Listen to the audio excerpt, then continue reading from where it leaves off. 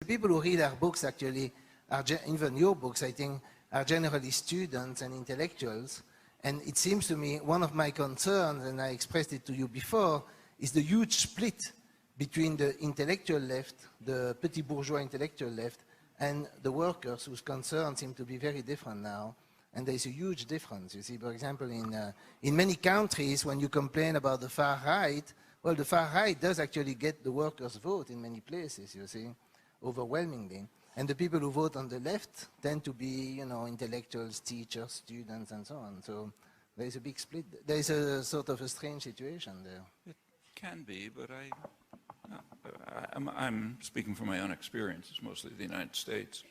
And England, the other place where I am often. I don't, to some extent I agree, but I don't think it's as sharp as that. I mean, I speak to trade union groups. They're working people, they read the books.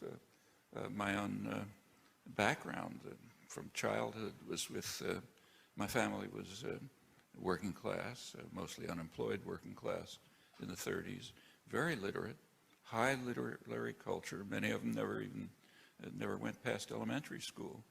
But they were going to Shakespeare plays, discussing the latest concert of the Budapest String Quartet, reading Freud and Steckel, and debating fine points of psychiatry, reading, of course, all the left literature.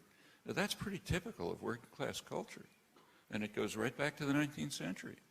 You go back to the 19th century, there was both in Britain and the United States, and it was also true of the radical workers in France and Germany, they had a high level of intellectual culture. Yes, and were reading serious material. In fact, part of their condemnation they had their own working class press. It was quite lively.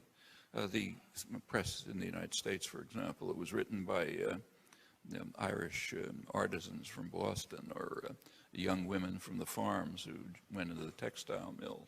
And one of their complaints was that the industrial system was destroying their intellectual culture. In fact, one of the major activities of left intellectuals in the 1930s was to reach out to the general public with science, mathematics, high culture, workers' education. A lot of that has declined, but it doesn't have to disappear. And I don't think it totally has disappeared. I mean, a lot of the, the mail I get and the people who show up at talks are people without much, people, by now everybody's gone to high school at least, as distinct from my own family, but without advanced degrees, people are just interested. I don't disagree with what you're saying. There is more of a break than there ought to be, but it doesn't have to be, and I think it can be overcome.